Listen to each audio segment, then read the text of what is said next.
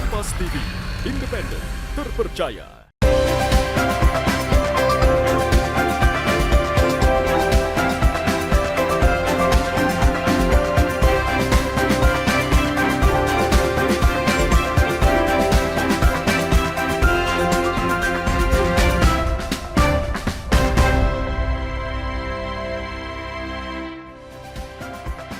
Halo, selamat pagi saudara. Anda menyaksikan Sapa Sulsel hanya di Kompas TV, independen terpercaya. Seperti biasa, kami akan menghadirkan sejumlah informasi menarik untuk menemani aktivitas pagi Anda hari ini. Saudara, meningkatkan ilmu dan kecerdasan anak-anak bukan hanya peran guru. Semua orang, khususnya anak muda, punya peran penting untuk terlibat menjadikan dunia pendidikan semakin baik.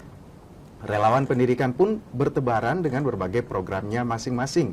Seperti yang dilakukan oleh relawan pendidikan Indonesia yang aktif mengajar anak-anak di pelosok belajar sambil bermain. Lantas apa yang memotivasi mereka menjadi relawan pendidikan? Ini akan kita bahas bersama dengan dua narasumber yang sudah hadir di Kompas TV. Ini ada Muhammad Putra Andika, selaku Ketua Umum Relawan Pendidikan Indonesia. Selamat pagi. Pagi. Apa kabarnya? Baik, alhamdulillah. Baik, alhamdulillah. Di sampingnya ada Ahmad Albar yang juga merupakan Wakil Ketua Umum Relawan Pendidikan Indonesia. Selamat pagi, Albar. Pagi. Apa kabar? Alhamdulillah baik. Alhamdulillah baik.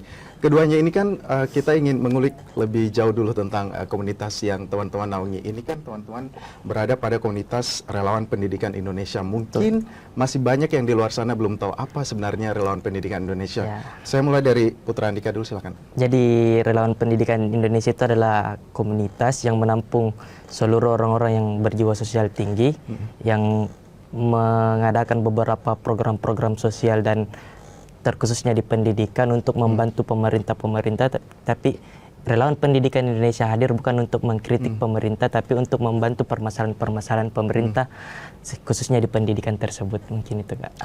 Oke. Jadi memang fokusnya adalah di bidang pendidikan seperti itu. Iya. Nah, kita ingin tahu lagi lebih jauh, apa sebenarnya yang memotivasi atau yang menjadi latar belakang teman-teman, terus kemudian bisa berdiri Relawan Pendidikan Indonesia. Saya ke Ahmad Albar. Silakan, apa yang memotivasi atau latar belakang dari komunitas ini? Jadi Relawan Pendidikan Indonesia itu berdiri di tahun 2019. Bermula awal dari gempa di Lombok. Oke. Nah, jadi teman-teman itu bergerak di Lombok membuat komunitas Relawan Pendidikan. Dulu namanya bukan Relawan Pendidikan Indonesia. Oke. Jadi namanya dulu Relawan Aliansi Sulsel. Oke. Sebelum berganti menjadi Relawan Pendidikan Indonesia. Apa kira-kira yang kemudian men-trigger teman-teman untuk mengubah dari aliansi Relawan Sulsel kemudian menjadi Relawan Pendidikan Indonesia? Dulu ketika selesai bencana Lombok, teman-teman bingung mau kegiatan apa lagi nih. Nah, jadi teman-teman berpikir, ayo kita bikin komunitas yang bergerak di bidang pendidikan. Jadilah Relawan Pendidikan Indonesia di tahun 2019. Oke. Lantas apa tujuan utama teman-teman, tujuan besarnya sejauh ini? Karena kan ini bergerak dari bencana alam di Lombok, terus kemudian teman-teman akhirnya bingung ingin adakan apa lagi, ingin bergerak di bidang sosial apa lagi, terus kemudian berdirilah Relawan Pendidikan Indonesia. Apa tujuan besarnya jangka panjangnya? Ini boleh ke Putra Andika? Tujuan besarnya pertama itu kita mau lihat pendidikan Indonesia itu merata. Karena beberapa sekolah yang ada di pelosok itu ya masih beda lah sama standar-standar yang ada di perkotaan dan segala macam. Itu juga tujuannya. Yang kedua itu yang saya bilang tadi, kita mau bantu pemerintah untuk selesaikan permasalahan-permasalahan khususnya di bidang pendidikan itu tersebut. Mungkin itu. Oke. Dan ini kemudian pusatnya adalah di Kota Makassar. Dengar-dengar ini sudah punya beberapa cabang lagi di daerah lain. Mungkin boleh dijelaskan daerah mana saja, Albar? Cabangnya itu ada di Sulbar, tepatnya di Majene, terus di Palopo, pusatnya di Makassar, terus di NTT. Oke. Berarti memang ada beberapa di Sulawesi, terus kemudian base-nya memang di NTT yang paling jauh itu berarti di NTT. Apa sebenarnya sih yang menjadi program utama teman-teman selama menjalankan Relawan Pendidikan Indonesia ini? Khususnya apakah ada perbedaan pada saat sebelum menjadi Relawan Pendidikan Indonesia yang kemudian bencana Lombok itu, terus kemudian hingga sekarang menjadi Relawan Pendidikan Indonesia? Mungkin yang pertama bedanya kalau kita turun di bencana itu kita fokus pada psikologi pendidikannya itu adik-adik yang ada terkena musibah. Dan program utamanya yang ada di Relawan Pendidikan Indonesia itu ada touring pendidikan peduli pelosok negeri. Jadi kita di peduli pelosok negeri itu kita kadang ke pelosok, kita kadang ke pesisir. Kita di sana ajar adik-adik yang ada di sana karena di sana biasa kalau di pelosok masih minim tenaga pengajarnya. Yang kedua, kita perbaiki sekolahnya adik-adik supaya lebih semangat lagi untuk sekolah dan capai cita-citanya. Gini tuh Kak. Oke, berarti ada perbaikan infrastruktur dan fasilitas juga ya. Berarti teman-teman bergerak di bidang pendidikan ini. Kalau boleh tahu, sudah berapa sekolah dan sekolah terjauh tuh berada di sekolah mana, Ahmad? Kalau di Makassar sendiri itu Kak, sudah 23 kali menjalankan program touring pendidikan pelosok. Yang paling jauh di NTT. Oke, itu paling jauh ya. Ya. Oke, 23 kali melakukan touring pelosok ini, dan itu apakah di sekolah yang sama atau di sekolah yang sama tuh harus didatangi minimal berapa kali gitu atau seperti apanya?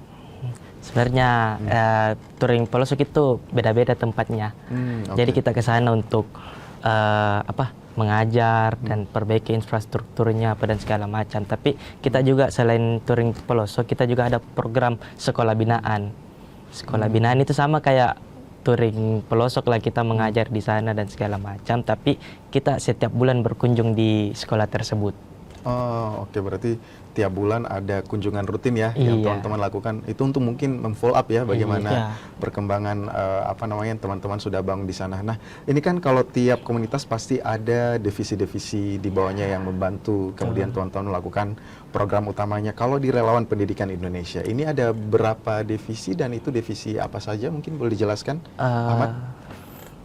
Kalau di kepengurusan kami itu ada 5 divisi. Yang pertama di bidang volunteer, di bidang ekonomi kreatif, di bidang humas, dan di bidang emergency response team. Jadi kami juga tugasnya masing-masing dari tiap divisi itu. Nah, kalau di bidang volunteer sendiri itu Kak, dia itu untuk menambah SDM-nya kami. Program kerjanya. Di bidang ekonomi kreatif, dia itu kalau kemarin kami di lokasi touring, bagaimana caranya kita follow up itu barang belanjaannya warga di sana.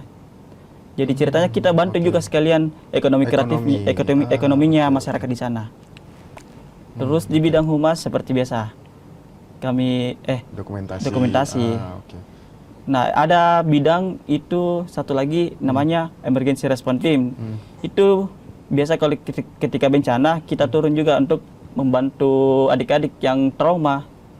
Jadi kita bikin program psikologi sosial di center. Trauma healingnya. Oke, berarti itu juga paling utama ya yang teman-teman lakukan. Dan kita nanti akan lanjut lagi, teman-teman, Putra dan juga Ahmad. Jangan kemana-mana, saudara, tetaplah bersama kami di Sapa Sosial.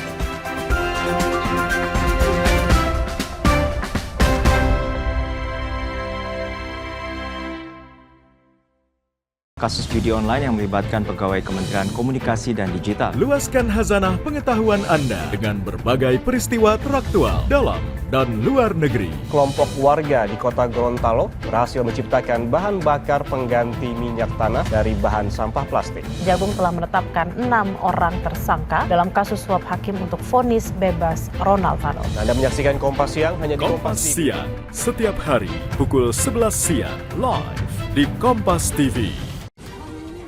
Isu-isu terkini yang menjadi perbincangan publik. Pemerintah menyatakan perang terhadap judi online. Judi online adalah penipuan. Problematika yang muncul di sekitar kita. Belum ada tampan pasir. Sebelum salat duhur kita sudah pulang, sudah dapat 15 kilo. Semarang mempertanyakan perbedaan keterangan antara kronologi polisi dan saksi. Dibahas, diulas lugas dalam 60 menit special report setiap minggu pukul 6 petang di Kompas TV.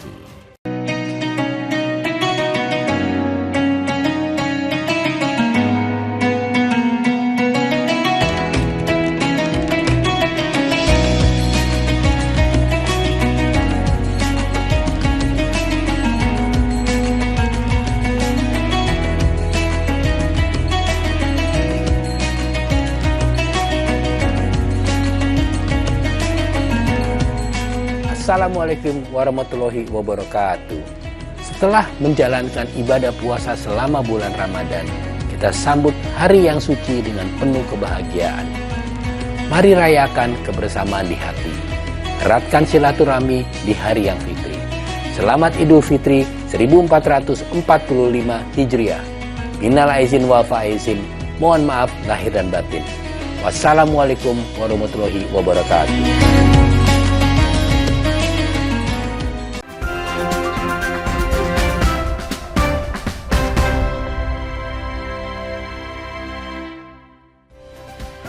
Terima kasih saudara, Anda masih bersama kami di Sapa Sulsel. Nah, salah satu kegiatan teman-teman di Relawan Pendidikan Indonesia terbaru ini kan ada touring pelosok. Kemarin ada yang di Maros, terus kemudian yang terbaru ada di Kabupaten Goa. Mungkin boleh dijelaskan di Maros ini tepatnya apa yang teman-teman lakukan dan juga apa sih problem terbesar yang teman-teman dapatkan ketika di lapangan khususnya di Kabupaten Maros itu? Ya, baik. Kemarin tuh di Maros kita melakukan program kerja namanya touring pendidikan pelosok. Tepatnya di Dusun Bara, Kecamatan Tompok Bulu. Nah, problematikanya di sana, Kak, dia itu akses pendidikannya tidak merata. Dia tidak mempunyai bangunan sekolah, akses jalannya menuju ke sana yang hancur. Banyaklah, Kak, problematikanya di sana. Terus kami mengajar di sana membawa materi ajar sendiri. Kita tidak mengganti peran guru, tapi membantu peran guru di sana. Bawa ajaran-ajaran baru yang adik-adik tidak pernah dengar, gitu, Kak. Oke. Tapi kalau dilihat kondisi di sana, apakah guru masuk tiap hari atau seperti apa tuh kondisi proses belajar mengajarnya di sana? Kalau jumlah gurunya itu, Kak, cuman ada satu orang. Dia itu masuk setiap hari, tapi ketika gurunya kewalahan, bingung lagi cari materi ajar, pasti adik-adik bosan. Nah, dan teman-teman berapa hari itu di sana? Berapa hari? Terus kemudian item kegiatan teman-teman per hari di sekolah itu apa saja? Kalau kami kemarin 5 hari di sana, Kak. Item kegiatannya itu di hari pertama kita perkenalan dulu sebelum mengajar. Di hari kedua kita menyapa masyarakat, perkenalkan bahwa kita ini relawan yang datang mau mengajar di lokasi sana. Di hari ketiga kita baru mengajar. Oh, hari ketiga baru mengajar. Oke. Materi ajarannya itu apa saja? Tadi kan bilang bahwa kalian membawa ajaran sendiri, tidak menggantikan peran guru, tapi membantu peran guru di sana. Apa saja yang teman-teman bawa dari lokasi sebelum berangkat ke sana? Nah, sebelum kita berangkat, Kak, ada yang namanya riset dulu, Kak. Nah, jadi kami riset ke sana dulu tentang psikologi masyarakat di sana, bagaimana masyarakat di sana, psikologi tentang adik-adik, kira-kira apa sih yang disukai adik-adik di sana. Nah, jadi kami kumpul bersama teman-teman untuk membahas RPP, rencana proses pembelajaran, sebelum kami ke sana. Oke, baik. Kalau saya ke Putra Andika, tadi kan RPP sudah disusun, terus kemudian realisasinya tuh apa saja bahan ajaran yang diberikan? Realisasinya tadi yang kita sudah disusun RPP, kita bagi-bagi kelasnya. Kelas apa aja? Biasanya ada 5 kelas, ada kelas inspirasi, ada kelas bahasa, ada kelas karakter, ada kelas kreatif, dan ada kelas infra. Jadi tugasnya memang kelima kelas ini beda-beda. Kelas kreatif itu ya mengajarkan adik-adik yang di pelosok lebih kreatif lagi. Kelas inspirasi itu membuat adik-adik inspirasi untuk rajin untuk sekolah dan mengejar cita-citanya. Kelas bahasa itu kan biasa kalau di pelosok itu masih menggunakan bahasa-bahasa daerah, masih kurang bahasa untuk bahasa Indonesianya. Makanya kita ajar di situ, dan di kelas bahasa juga kita ajar adik-adik untuk perhitungan, penjumlahan, perkalian. Kelas karakter itu kita pelajaran agama di dalamnya. Terus kelas infra ini khusus untuk infrastrukturnya diperbaiki, itu khusus bagian berarti itu dikhususkan untuk para relawan ya, untuk melakukan perbaikan infrastruktur. Baik, selain di Kabupaten Maros ini kan teman-teman melakukan touring pendidikan di Kabupaten Goa, ada di SD Magempa dan juga tadi ada Borong Nangka. Ini kalau di Magempa ini teman-teman lihatnya seperti apa? Apakah memang masalahnya sama seperti yang di Kabupaten Maros tersebut atau berbeda lagi nih problem utamanya? Boleh Ahmad? Kalau untuk membedakan problematika yang di Maros sama yang di Goa, itu mungkin dari segi pemerataan pendidikannya yang kurang. Berarti hampir sama ya. Hampir berarti sama. memang ini targetnya adalah sekolah-sekolah di mana susah akses pendidikannya dan juga fasilitasnya. Oke, kalau di Magempa bagaimana sih kondisinya? Kalau di Magempa sendiri itu dia kekurangan tenaga pengajar. Guru di sana itu cuma 1 orang juga. Itu pun masyarakat yang di sana. Jadi di Magempa itu dia bukan sekolah utama tapi kelas jauh. Kelas jauh. Oke. Apa bedanya tuh sekolah utama dengan kelas jauh? Sistem pendidikannya kah atau seperti apa? Kalau ke sekolah utama itu mempunyai administrasi di sekolahnya. Itu tentu. Oke. Kalau kelas jauh ini dia cuman proses pembelajaran itu saja setiap hari, proses pembelajaran terus. Ketika mau ujian dia baru turun ke sekolah utama. Oke, berarti mereka hanya datang belajar terus kemudian nanti ujian baru nanti gabung sama sekolah-sekolah sekolah-sekolah utama ya.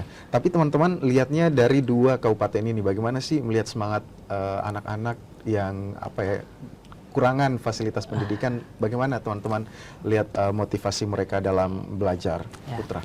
Mungkin kalau dilihat dari motivasi belajar dari kita awal kedatangan, kita disambut baik sama adik-adik, kita ditemani setiap hari untuk bermain sama adik-adik. Kurasa lebih motivasi belajarnya adik-adik ini sangat tinggi. Tapi ya begitu, fasilitas-fasilitas, sarana dan prasarana kurang memadai.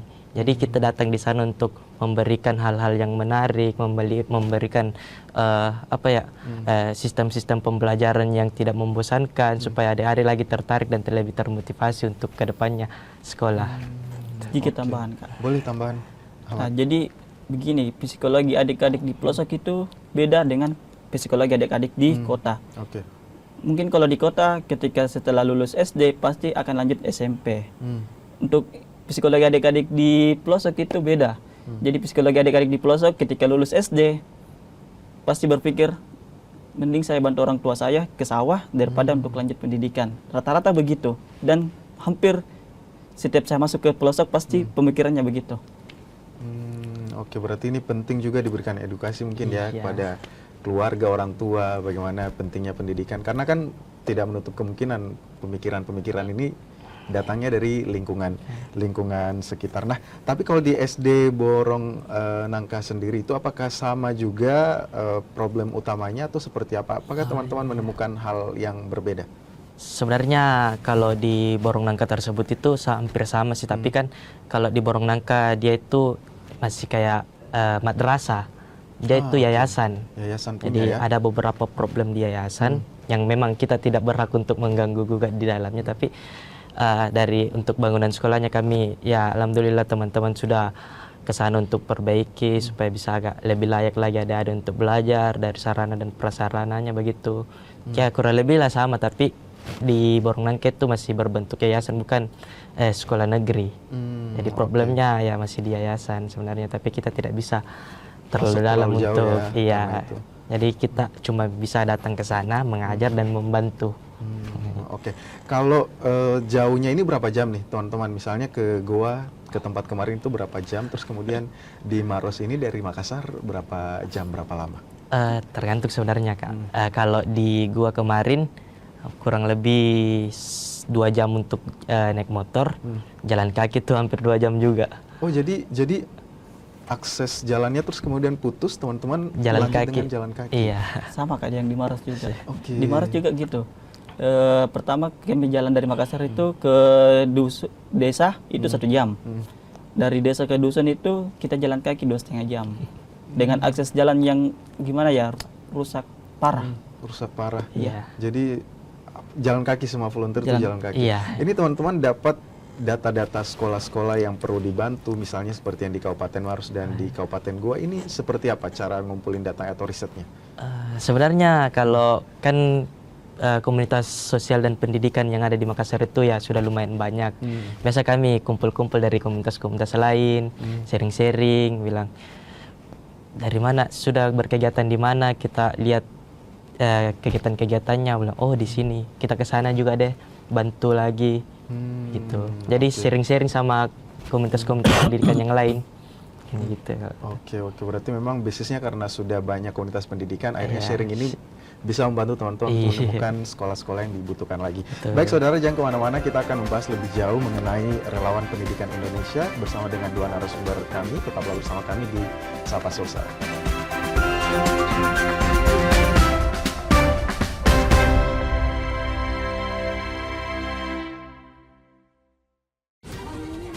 Isu-isu terkini yang menjadi perbincangan publik. Pemerintah menyatakan perang terhadap judi online. Judi online adalah penipuan. Problematika yang muncul di sekitar Belum ada kita. tampang pasir. Sebelum salat duhur kita sudah pulang, sudah dapat tak 15 kilo. Semarang mempertanyakan perbedaan keterangan antara kronologi polisi dan saksi di Dibahas, lokasi kejadian. diulas lugas dalam 60 menit Special Report setiap Minggu pukul 6 petang di Kompas TV. Sebenarnya kita ini dalam stadium 4 pengelolaan sampah. Menemukan esensi di balik situasi dan menarik benang merah dari peristiwa. Nelayan segi pencarian turun jauh sebelum adanya pembangunan PLTS. Apakah betul pindahnya universitas menjadi PTNBH itu bisa meningkatkan kualitas? Berkas Kompas, Selasa, pukul 11 malam di Kompas TV.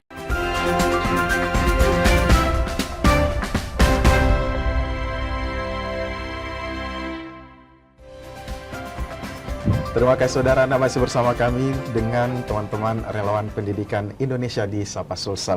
Nah, saya masih mau lanjut nih Putra dan Ahmad. Ini kan teman-teman sudah turun 23 kali ya? Iya. 23 kali tadi melakukan touring pendidikan dan sudah banyak sekolah juga yang didatangi terus kemudian dibantu baik dari segi pengajaran dan juga infrastruktur. Saya ingin tanya teman-teman, apa sih yang menjadi indikator keberhasilan teman-teman bahwa saya sudah berhasil nih di sekolah ini membangun karakter terus kemudian membangun infrastruktur. Apakah ada capaian-capaian indikator yang teman-teman lakukan sebagai patokan? Mungkin ke Ahmad. Kalau saya pribadi, ketika kita katakan berhasil di lokasi itu, ketika melihat adik-adiknya itu karakternya berubah menjadi lebih baik. Kayak contoh kemarin di pesisir, dari yang nakal tidak bisa diatur menjadi bisa diatur. Itu keberhasilannya, satu kebanggaan sendirilah ketika melihat perubahan di lokasi itu. Oke, ada tambahan dari? Ya, tambahan sedikit mungkin. Setiap kan kita mengajar di sana, setiap sudah mengajar kita pasti briefing malamnya kita briefing, kita tanya orang-orang yang mengajar, volunteer yang mengajar, apakah setiap sudah kelas kan ada kayak evaluasi, apakah adik-adik yang di sana mengerti bahan ajaran yang kakak-kakak volunteer berikan. Ketika belum mengerti, kita ulangi besoknya lagi. Sampai begitu saya terus sampai pulang dari anak. Oke, berarti memang dengan waktu 5 hari ini teman-teman memanfaatkan sebaik mungkin ya untuk memberikan setidaknya ini ada perubahan nih. Oke lah, kalau mungkin dari tidak pintar menghitung setidaknya karakternya deh yang berubah. Nah, tapi kan salah satu agenda teman-teman juga tadi bilangnya ada divisi infrastruktur atau kelas infra ya tadi infrastruktur. Ini berarti kan butuh dana nih. Ini saya penasaran teman-teman dapat pendanaannya ini dari mana? Apakah memang ada dari suntikan dari pemerintah atau seperti apa nih teman-teman dapat pendanaan untuk melakukan kegiatan ini? Ya, mungkin kalau terkait pendanaan kita komunitas independen, kita cari dana tersendiri lewat donasi, lewat galang dana, sama lewat kakak-kakak kan volunteer yang ada di relawan pendidikan itu sudah banyak, sudah ada juga yang kerja. Kita biasa juga open donasi lewat kakak-kakak volunteer, mungkin dari situ pendanaan tersebut. Kita juga sempat beberapa kali bikin proposal untuk perusahaan-perusahaan, mungkin itu Kak. Oke, berarti melakukan masukan proposal juga ya ke perusahaan-perusahaan. Nah, saya tarik lagi secara umum nih, bagaimana sebenarnya dengan teman-teman sudah turun ke banyak sekolah-sekolah yang ada di Sulawesi khususnya dan juga di NTT, bagaimana pandangan teman-teman soal sistem pendidikan kita sekarang, atau bagaimana ya perkembangan pendidikan kita sekarang yang ada di Indonesia, mungkin khususnya yang ada di Sulawesi. Kalau saya ke Ahmad terlebih dulu, Ahmad. Kalau menurut saya pendidikan di Indonesia sendiri itu kurasa sudah baik kurikulumnya dari segi mengajarnya, tapi pemerataan infrastruktur tenaga pengajar itu masih kurang sekali. Bahkan ada sekolah yang tidak ada gurunya, jadi dia itu belajar mandiri. Jadi mungkin kedepannya Indonesia bisa memeratakan pendidikannya lagi. Dengan mengirim banyak guru-guru ya, pemerataan salah satunya tenaga pengajar ke daerah-daerah pelosok. Ada tambahan dari Putra? Ya mungkin sama tadi seperti yang teman saya katakan, wakil saya. Jadi Indonesia itu butuh pemerataan pendidikan, bukan cuma di kota yang bisa menikmati fasilitas-fasilitas, tapi adik-adik yang di sana juga berhak, adik-adik pelosok juga berhak untuk merasakan fasilitas-fasilitas dari pemerintah. Itu sih yang kurang dari pendidikan Indonesia, pemerataannya. Mungkin itu dari saya. Oke. Terus kemudian ini teman-teman kan tiap melakukan touring pasti melakukan rekrut volunteer seperti itu. Bagaimana sih teman-teman lihat keterlibatan anak-anak muda khususnya yang ada di Makassar mungkin sebagai pusat base-nya ikut berpartisipasi di kegiatan relawan pendidikan Indonesia? Mungkin kalau terkait partisipasi atau semangatnya para pemuda untuk melihat pendidikan Indonesia itu lebih baik lagi, lebih merata lagi, kurasa sangat tinggi karena setiap kita open recruitment ada 100 orang lebih yang mendaftar, tapi ada beberapa kendala, ada 1 atau 2 orang yang tidak bisa ikut untuk mengikuti proses yang ada di relawan pendidikan tersendiri. Tapi setiap kita melakukan open recruitment ada sekitar 50 orang, 60 orang yang lolos untuk gabung di relawan pendidikan Indonesia itu tersendiri. Oke, berarti memang dari teman-teman sebagai pengurus relawan pendidikan Indonesia juga yang direkrut dari pemuda-pemuda ini sangat tinggi ya? Sangat tinggi. Oke. Nah, kedepannya nih teman-teman Putra maupun juga Ahmad, apa harapan kedepannya nih untuk teman-teman relawan pendidikan Indonesia? Apa sebenarnya bentuk dukungan yang paling teman-teman butuhkan baik dari masyarakat, khususnya pemerintah? Ya, kalau saya semoga pemerintah lebih peka melihat pendidikan di negeri ini. Mungkin itu harapannya. Tambahan? Mungkin sama tadi, pemerintah harus lebih peka, lebih jeli lagi untuk melihat pemerataan pendidikan, dan harapan saya untuk relawan pendidikan Indonesia ini bukan cuma ada di Sulawesi tapi bisa menyebar ke seluruh Indonesia, mungkin itu. Dan semoga saya minta supportnya untuk masyarakat, untuk pemerintah, untuk bisa mewujudkan apa yang relawan pendidikan Indonesia itu cita-citakan. Baik. Berarti ini mulia sekali ya. Jadi sepatutnya pemerintah harus bisa melihat potensi-potensi komunitas yang khususnya berada di relawan pendidikan Indonesia. Terima kasih Muhammad Putra Andika dan juga Ahmad Albar, teman-teman dari relawan pendidikan Indonesia. Terima kasih juga sudah meluangkan waktu, tenaga dan pikiran, juga membantu mewadahi pemuda-pemuda untuk ikut berpartisipasi memajukan pendidikan yang ada di Indonesia, khususnya di pelosok. Semoga bisa terus sukses, makin banyak yang ikut berpartisipasi untuk kegiatan-kegiatan berikutnya. Dan saudara, saya Gufran Lamataha mewakili kerabat kerja pamit undur diri. Terima kasih atas kebersamaan Anda. Selamat pagi dan selamat berkah.